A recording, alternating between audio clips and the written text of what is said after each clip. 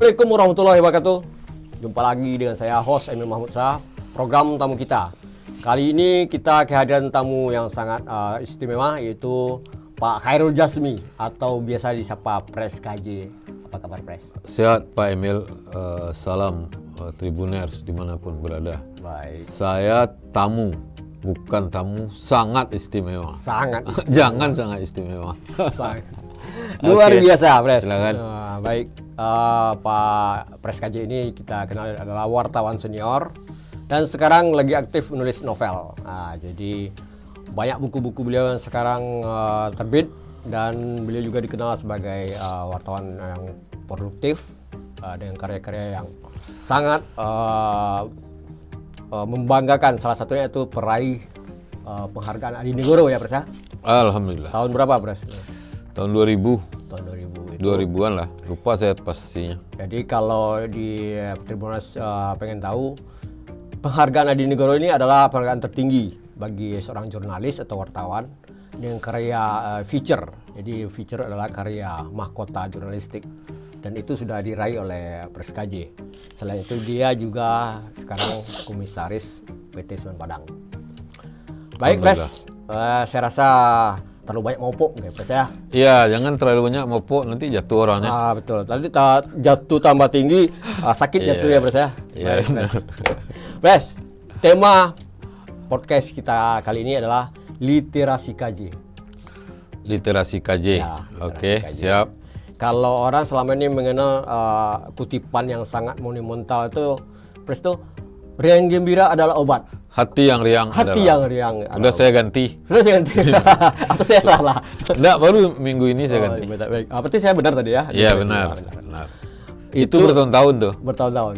Jadi inilah ikonik dari Pres KJ. Dia kutipan-kutipan itu sangat jadi monumental.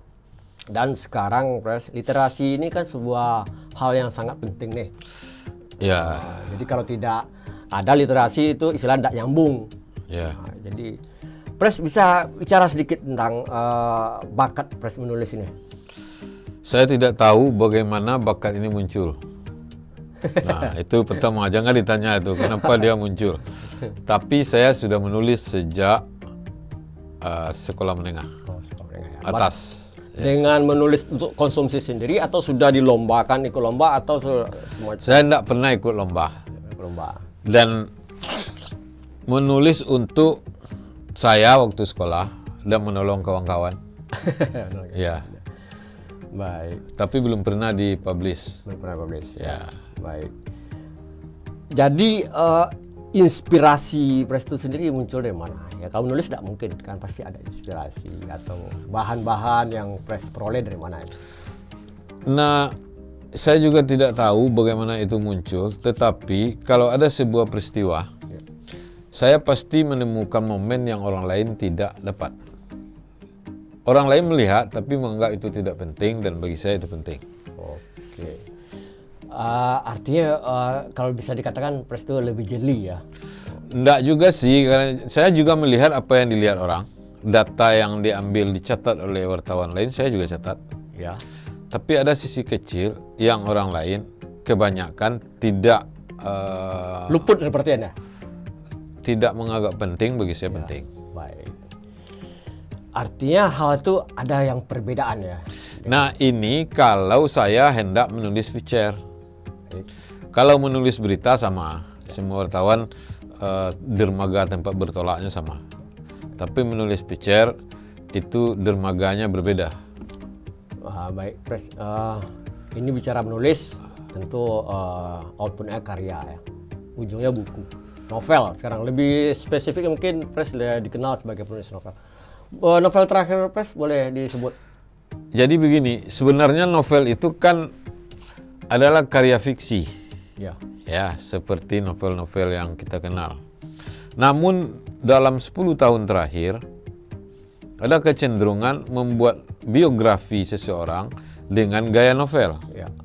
Misalnya pendiri Muhammadiyah Ahmad Dahlan, Agus Salim, itu dibuat oleh kawan-kawan para sastrawan dengan gaya novel. Nah, saya menulis Kalau novel murni baru 1 diterbitkan Gramedia. Setelah itu novel biografi 5 diterbitkan Republika. Yang terbaru? Yang terbaru Rasuna Said. Oh, yang baru kita rilis kemarin ya? Ya, Rasuna Said, Haji Rangkayo Rasuna Said. Sebelumnya Syekh Ahmad Khatib Al-Minangkabawi. Sebelumnya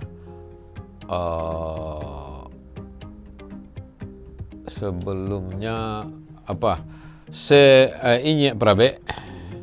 Sebelumnya Rama El Yunusia, dan sebelumnya Syekh Sulaiman Al-Rasuli. Dan itu penulisannya gaya feature sebenarnya, gaya novel, tapi tidak mengarang, namun bahasanya itu bahasa sastra itu. Datanya tetap sejarah ya, kayak data sejarah. Basicnya sejarah. Saya melakukan riset untuk setiap novel. Betul. Jadi menurut seorang Rasuna Said misalnya, itu 75% hasil riset setelah dia baca. Baik. Pres, ngomong-ngomong, itu yang mempengaruhi style atau gaya menulis Pres siapa? Saya kira kebudayaan Minangkabau yang mempengaruhi saya gaya menulis seperti sekarang. Kultur ya? Ya, cara bertutur itu. Saya belajar itu sebenarnya, saya tidak pernah mengikuti kursus jurnalistik, tidak pernah mengikuti kursus menulis, tidak pernah mengikuti kursus-kursus lain menyangkut penulisan. Saya belajar dari membaca saja. Kemudian Pres, kalau biasa kan orang menulis itu kan ada masa kebuntuan itu, atau bahasa ini writer block ya. Ketika Pres didera hal itu, apa yang bisa Pres harus keluar dari situ? Saya didera itu ketika menjadi wartawan. Sekarang kan masih wartawan ya. Masih ya? Itu sering saya didera oleh kebuntuan itu. Tiap minggu itu kan ada kolom saya di Harian Singkalang, Wasit Garis. Itu didera kebuntuan. Tapi dia akan muncul kalau dipancing. Kalau saya dipancing, dia muncul. Nah, kalau novel berbeda. Itu saya dipaksa oleh diri saya untuk bekerja terus, menemukan bahan-bahan. Sekarang saya mau menulis Timonggopo tapi belum bisa karena bahannya belum lengkap. Saya tidak akan menulis kalau risetnya tidak lengkap. Jadi sekarang kan ada 2 produk nih Pres. Satu produk jurnalistik dan produk karya seperti novel atau buku. Kalau disuruh memilih 2 tuh, passion yang paling bakat Pres mana nih? Saya tidak dalam keadaan harus memilih. Tapi kedua-duanya bagi saya tidak bisa dipisahkan. Saya itu kan wartawan dari semester 1 saat kuliah, semester 2 lah, sampai hari ini. Baik. Arti memang menjiwai kedua-duanya sudah Pres jiwai ya? Ya, karena menulis itu kan bagian dari pekerjaan jurnalistik. Kemudian bagaimana Pres bisa mengupdate karya-karya Pres itu supaya cepat tersiar ke publik? Setelah dibuat ya? Ya, tentu sudah dibuat. Itu mungkin peluang saya sebagai wartawan. Begitu saya mau menulis novel, saya rilis. Ya. Begitu selesai, saya rilis. Begitu dicetak, saya rilis. Begitu sudah terbit, saya rilis. Dan itu dimuat bukan hanya di Padang, tapi juga kawan-kawan saya, para pemimpin redaksi di Jakarta menolong untuk mempublishnya. Melalui jaringan lah ya? Jaringan, termasuk Tribun. Ya, sering juga rilis novel Pres terbaru juga sudah dipublish di Tribun. Itu dia. Terima kasih Pres sudah mengirim rilisnya.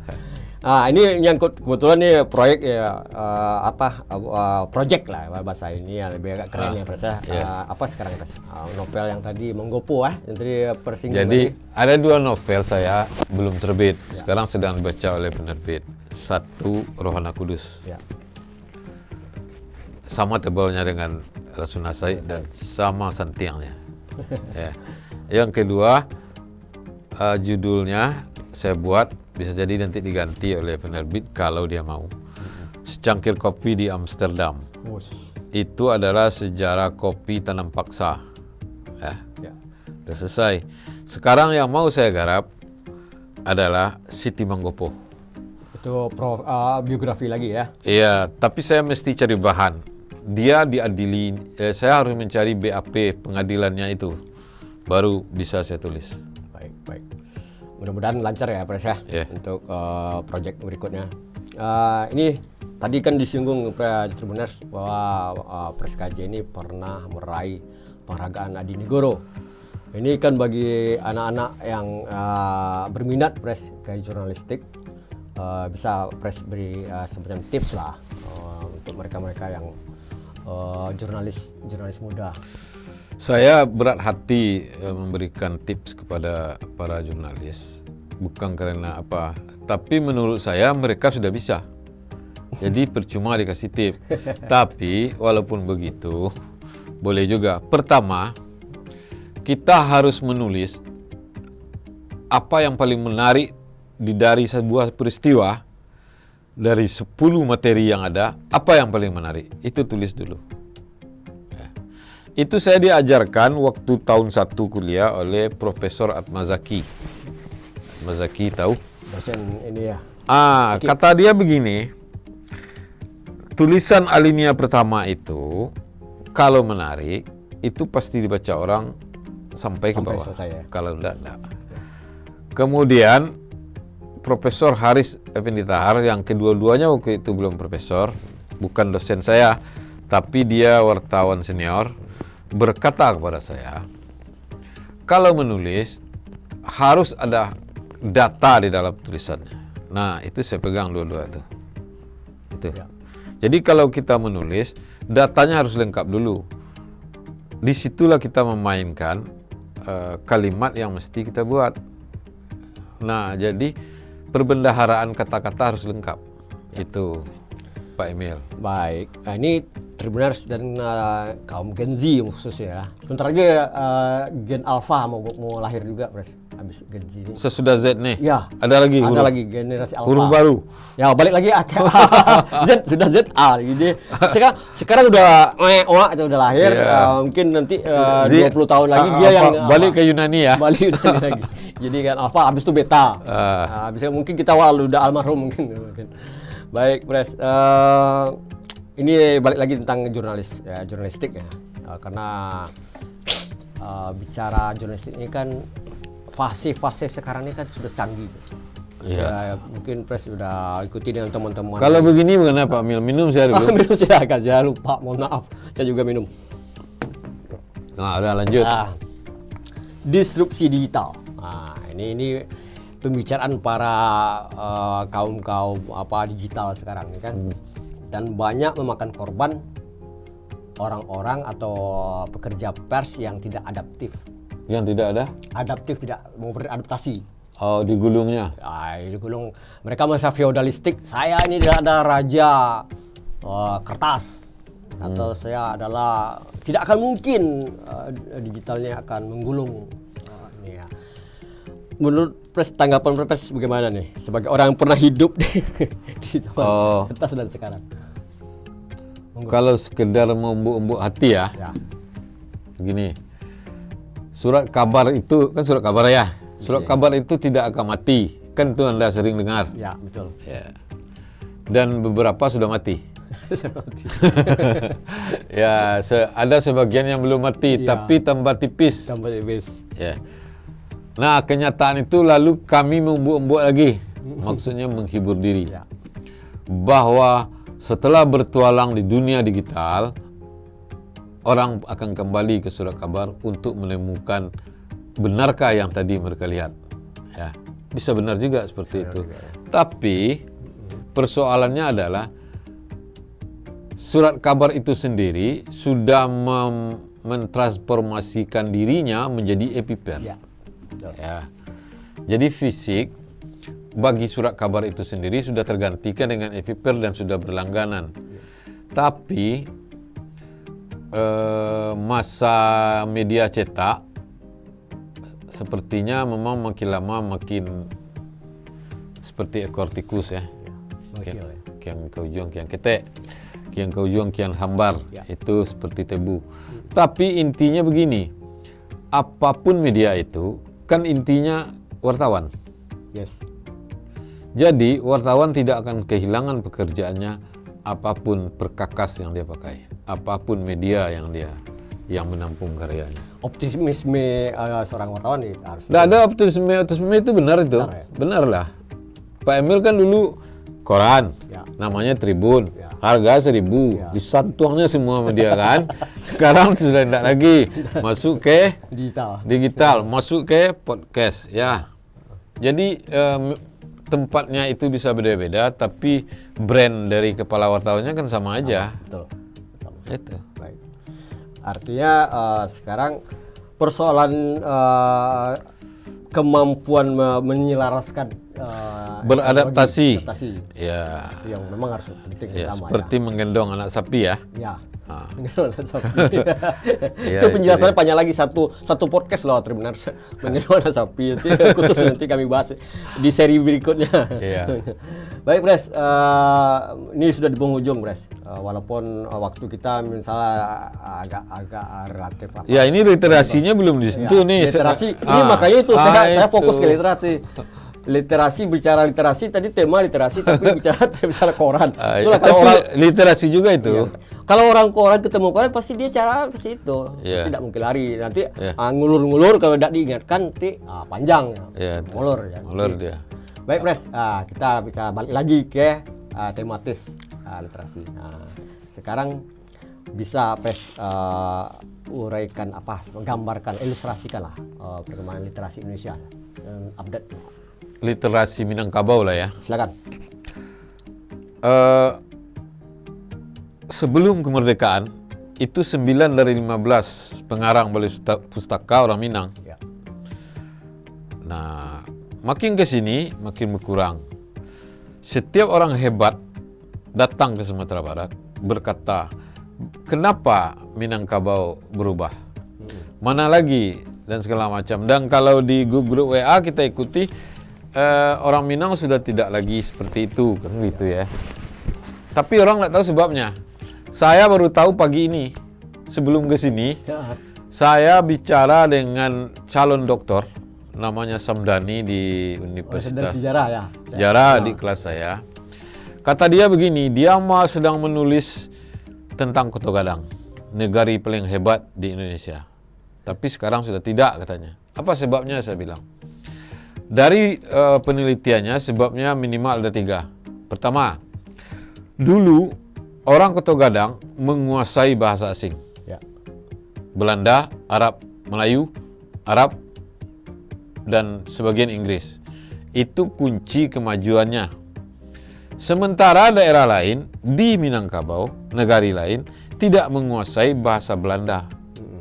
Sumber literasi terbaik itu waktu itu dari buku-buku Belanda, ya. Yang kedua, jadi penguasaan, Anda bisa lihat penguasaan bahasa asing dari generasi saya ke generasi sebelum Z ini, itu bahasa Inggrisnya amburadul, ya, sangat amburadul. Satu-satu aja yang bisa bahasa Inggris, saya nggak bisa bahasa Inggris dengan baik. Yang kedua, studi font, beasiswa di negari-negari, di negari Pak Emil, di negeri saya, itu anggap sekolah enggak kepiti. Sekarang sudah tidak ada. Yang ketiga, toko. Toko itu kalau di Koto Gadang adalah Datuk Kayu. Laras Datuk Kayu. Laras. Ya.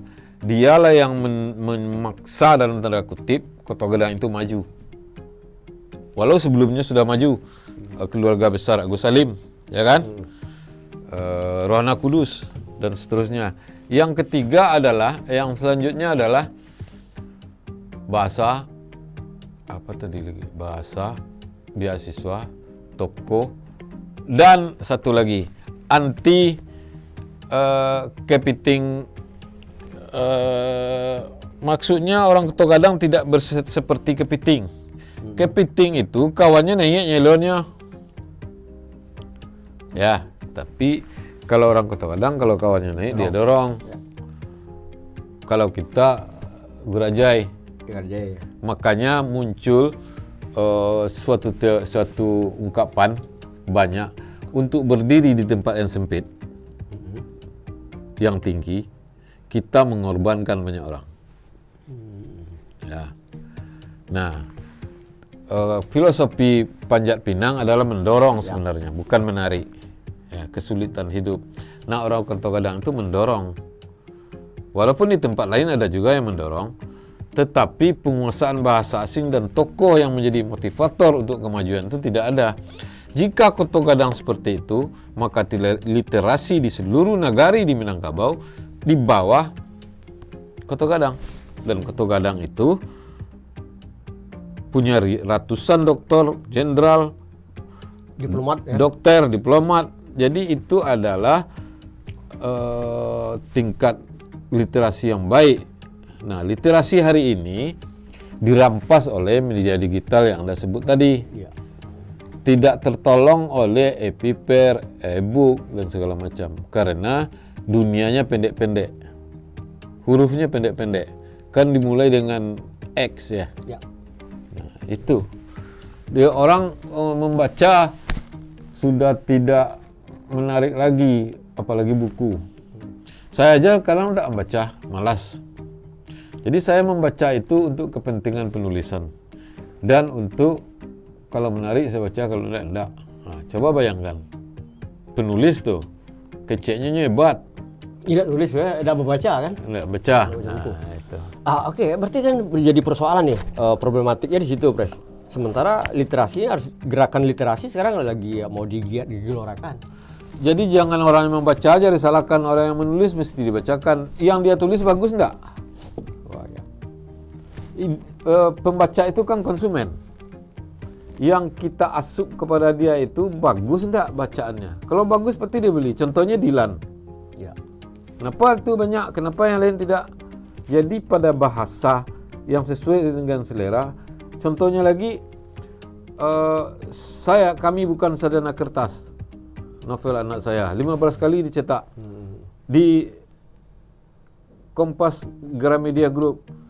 15 kali sebuah buku dicetak dalam beberapa tahun, dan buku terakhirnya itu Dompet Ayah Sepatu Ibu hampir 15 kali pula dicetak dalam 3 tahun. Itu kenapa? Jadi jangan salahkan anak-anak tak mau membaca. Ya. Nanang buek itu tak baca. Betul. Nah, Artinya sesuai seleranya ya. iyalah, dibuat itu kan sesuai selera konsumen. Namanya dalam ilmu marketing, saya S2 marketing lah. Ya, betul. Saya lupa Betul, tadi kan? mengenalkan. Dr. Anus Haji Khairul Jasmi MM. Ada.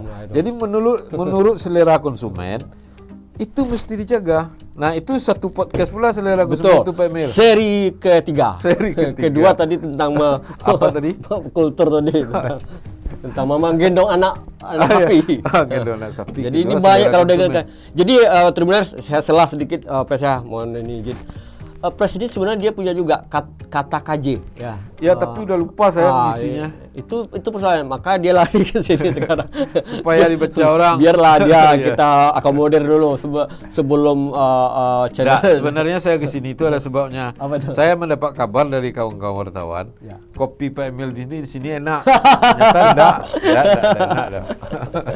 Kopi itu kalau ditampil di YouTube-nya enak. Enak. Yang nontonnya mungkin enak, Pres. Jadi itu. Ya, mudah-mudahan nih kalau Pres Ini nanti ada isi atau enggak kan penonton enggak tahu. enggak tahu. Tribuners kan tidak tahu. Tribuners juga nyangka ini saya minum kopi, padahal saya tidak minum kopi kan. Nah, mungkin Iya. dan ini minum kopi Pak Emil atau Pak Pres KJ aja yang minum dah, atau pura-pura. Padahal ini minum bener Tidak nih. pura-pura, ini serius. Saya Ini kira podcast Pak Emil ini mesti menjadi salah satu podcast di Sumatera Barat untuk mendorong bagaimana kejayaan Sumatera Barat masa lampau itu Siap. bangkit kembali walaupun dengan cara yang amat kecil. Terima kasih Pres. Ini masukan berharga. Jadi agenda akan catatan Nah, kan. saya kasih ide namanya fikih peradaban. Fikih peradaban ya. Pak Emil cari nanti di Google apa itu fikih peradaban. Coba undang kemari yang mengerti tentang fikih peradaban. Insyaallah, Pak. Tapi saya ngerti juga. Nanti Pres juga termasuk dalam listing. Iyalah. listing. Masa Tapi enggak? kan berseri nih. Banyak nih yang bakal tematis akan menghadirkan bisa Pres hadir di sini. Tapi jangan itu saja, enggak masuk uang Pak Emil. Iya. Ini ujung-ujungnya tetap profit ya, Iya, orientasi iyalah. profit. Ya, kasih juga sih kawan-kawan yang Iya, marketer betul. itu.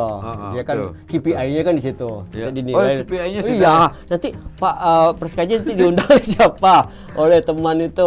Berarti Pak Pres ada kontribusi? Ada ya. Di rapornya hijau Pres. Iya. Nah, ini candaan joke aja Pres. Tapi Pres pasti tahu lah. Pres, ini di penghujung, Pres. Mungkin satu Tadi tahun. penghujung juga. Ya, ini Penghujung benar. penghujung benar.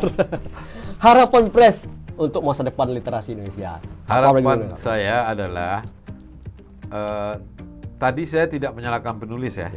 Mungkin ada tulisannya yang tidak bagus, tapi pembaca juga dia tidak terbiasa dengan dunia literasi. Maka harapan kita adalah pemerintah, ini ke pemerintah, kecuali pemerintah tidak kita sebut. Tidak apa-apa kita sebut ya pemerintah. Pemerintah mesti bekerja untuk membangun. Tugas pemerintah itu tiga: satu, membangun infrastruktur; dua, meningkatkan kesejahteraan; tiga, melakukan pelayanan publik. Nah, di pelayanan publik itu antara lain adalah meningkatkan literasi. Literasi itu melalui pengadaan buku dan segala macam, dan sekolah, ya kan? Betul. Nah, kalau pemerintah diam saja, akan saja, enggak masak, enggak. Pasti ada poin keempat, Pres. Apa? Mendengarkan ide kita dan tidak jalankan. Nah, itu dia pemerintah nih salahnya. Iya. Tidak masuk. Masuk kuping ini, keluar ini. Enggak masuk telinga kuali, Pak. Mohon maaf pemerintah, ini kritikan dari kami ini.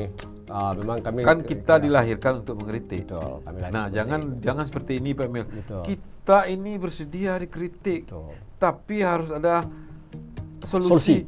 Ngapain pula kita mencari solusi? Kita dapat solusi boleh. Dia kan bekerja untuk mencari solusi. Jadi jangan kita pula yang dia minta mencari solusi. Karena bahwa ada- kita punya, kita kasih. Betul, kan ada yang Bapak jangan kritik saja. Mana solusi? Ya kalau solusi kan kerja Anda kan itu yang jadi. Mereka tahu Pak Pres KJ.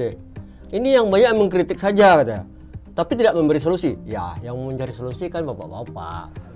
Nggak tukar tempe, Pak. Kan Baik. gitu. Pres, sebelum nanti kita kena point oleh wasit garis, kita Masih nanti garis itu tulisan saya. Iya, tulisan Pres. Oh, wasit garis. Saya minjam hak paten Pres.